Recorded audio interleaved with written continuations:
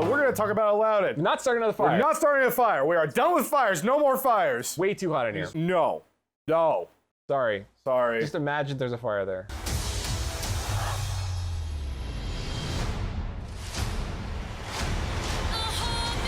So Aladdin was crap.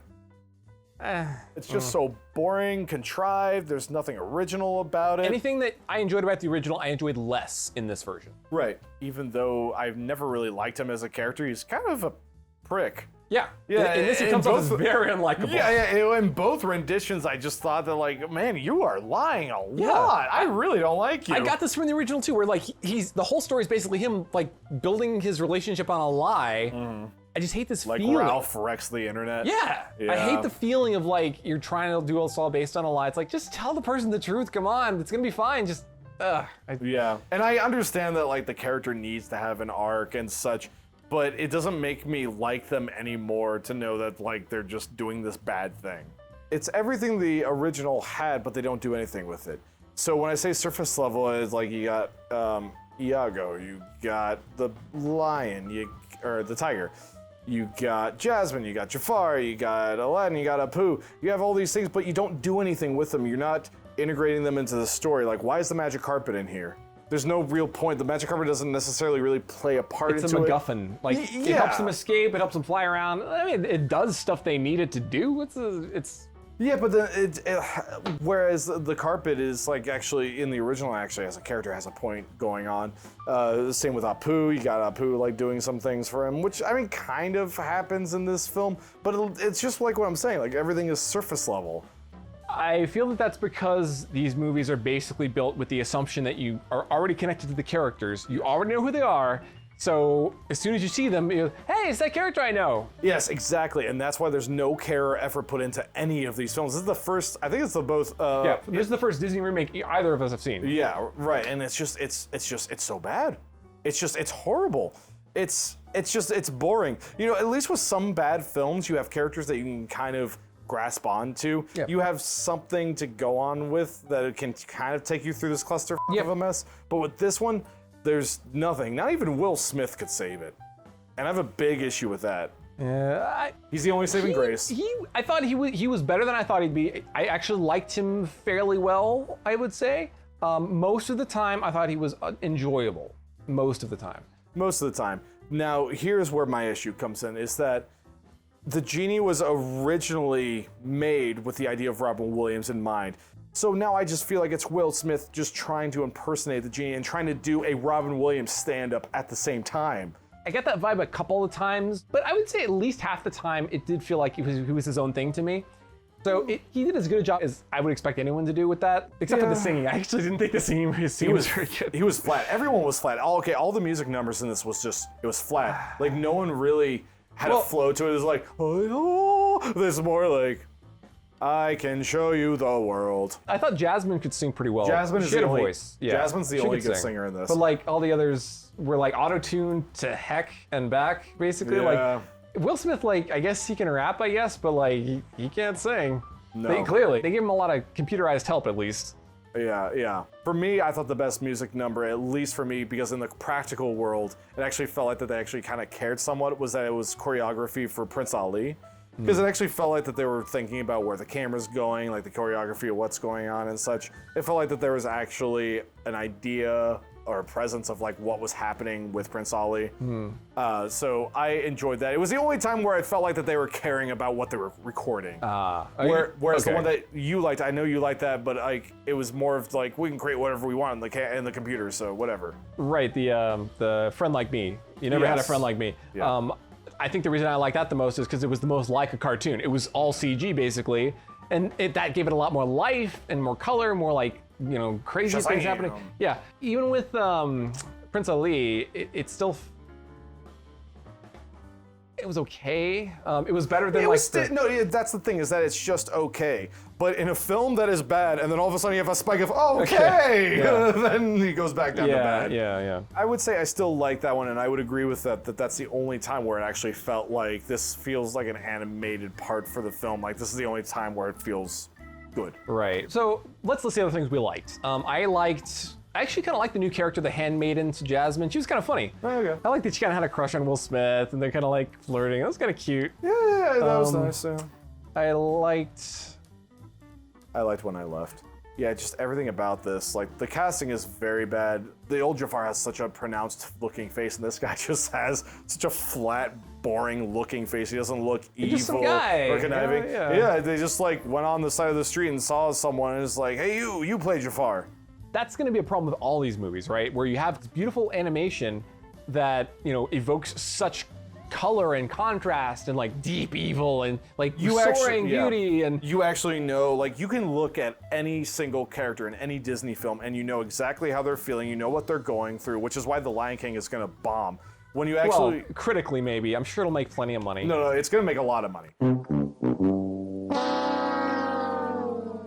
When you watch The Lion King, you can look at any of the animal characters and know what's going on. Like, you can look at Simba, he's got tears going down his face. How are you gonna make that look in a film? In a realistic film? Or what's the monkey's name? Rafiki? Yeah, okay. When you see Rafiki, in the original, he's got this big smile, he's goofy looking and all that. Like, oh, this guy looks cool. And then you see this, like, that's a real baboon! Oh, no, I don't want to hang out with that. That looks scary, These realistic remakes are basically the old strategy of like direct-to-video sequels evolved. It's the same mentality of how do we milk more money out of these franchises. But they solved, in a few ways, some of the problems. So it's not as devaluing the franchise because it's the same story, it's the same characters, it's the same things people love, except it's got all this fancy new sheen on it with realistic graphics and actors and CGI. It presses the nostalgia buttons better because it's not like, oh, this is the character I liked, but it's doing all these stupid things in this dumb story with bad songs that I don't like. No. It's all the good ones still. It's been put through this meat grinder to make this pretty looking version, but it's hitting the buttons better in the audience's minds. That's why all these have done really well. And it's making way more money too. So in a nutshell, doing this to these movies is just the next step from the direct-to-video sequels. It's the same thing, except more refined. I would agree with that, and another point I would add on to that is that there was a stigma associated with those videos. Like, I remember even me, like, back when Blockbuster was a thing, you would go in and see, like, oh, that's The Lion King 2, but it's straight to DVD. Yeah. Don't touch that.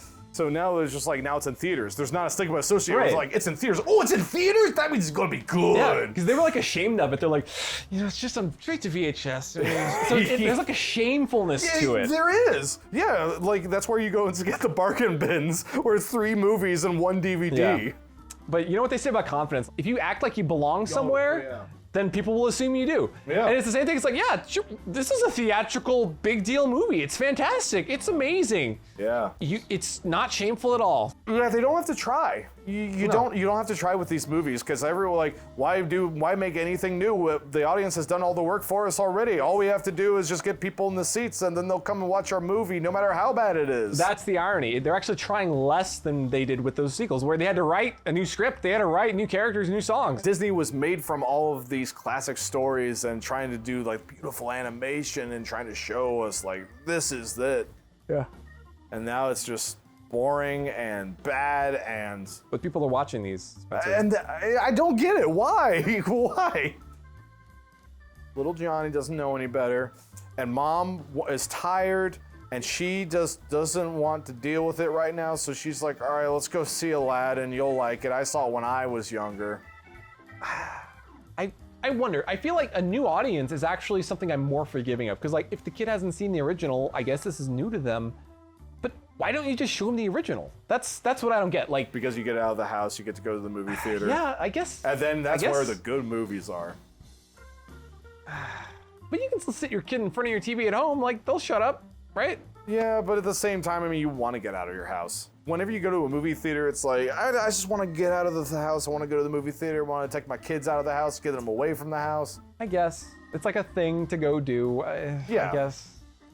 But that's such a flimsy excuse for these movies. My suspicion is that there's a significant amount of people who are our age who grew up in the movies, and then they want to see them again because it's nostalgia, right? Is that a significant part? I feel like it is. No, it's true. There was a guy I was actually talking to the other day, and he was telling me that I was like, I just went to go see Aladdin, assuming that everyone else had the exact same mindset that I did. And he said, oh, I loved it. Yeah.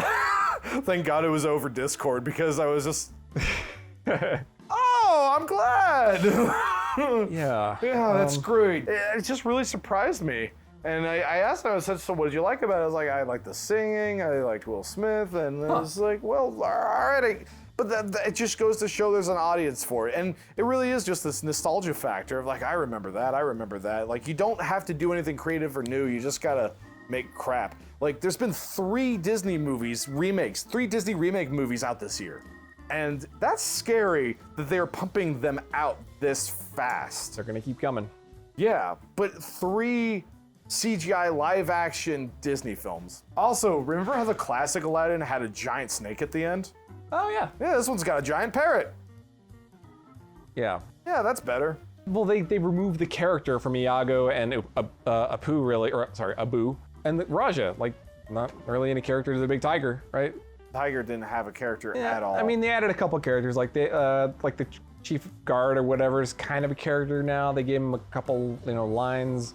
They gave Jasmine a little more to do. I didn't like her new songs, but like a lot of people like them. Like those. Yeah, I enjoyed I Will Not Be Silenced. Yeah. Like, I mean, it's okay, but like the style is so different from all the songs we know and love. Because it's so boringly shot. Well, that's part of it. But I mean, like, even in the opening shot when Will Smith is singing, it's just like the song doesn't match the energy of what is being shot. Yeah, that's a big problem. I would respect it if they tried to do something like the animated series, where like you try to have dynamic visuals and exciting things happening. Like You Never Had a Friend Like Me. And I'll give you a little bit of Prince Ali, like because they try to do a little more with that visually. You got to do that for these musical numbers, though. Like that's got to be the bare minimum. You can't just expect us to sit back and just watch people walking from left to right on a screen like it's supposed to be exciting or emotional.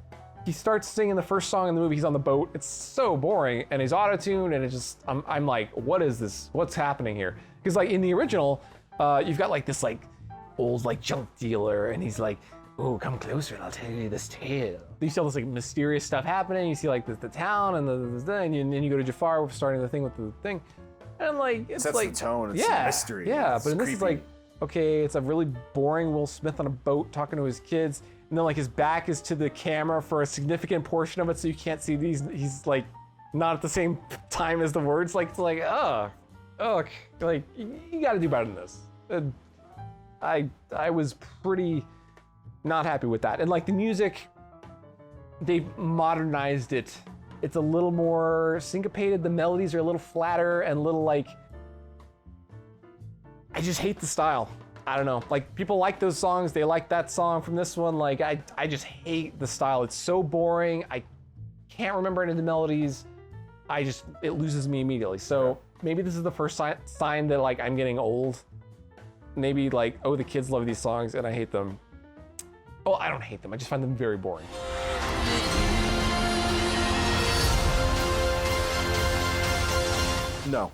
No, just no. Like, no. Don't. Nope. I would like it if they stopped. But movies, Stubs, why do you go to see movies if you just want them to stop? You could just stop seeing it. I was curious about all this Disney stuff. I've heard about the remakes for a while. I like to go see bad movies because I enjoy critiquing them. So when I say I want them to stop, it's not really saying that I don't like going seeing bad movies. It's just the fact that that's just the enjoyable aspect of it. I think I will never see a Disney remake again. Nope. Unless it stands out. Like, honestly, Mulan might. Mulan is the only one where Maybe. it actually has some promise to it. It sounds like they're actually basing it on the original poem. It's not just gonna be a straight remake. So They actually have the characters that are actually Chinese on them. Right, Yeah. right. So like, just do something new. I'll be interested. Just put that out there. I really don't want to see Toy Story 5. That Toy Story 4. It'll happen. Toy Story 4 was boring. I really did not. Did we talk about that? No. Did you see it? Yeah. Oh, we gotta talk about that too. Roll credits. Hey!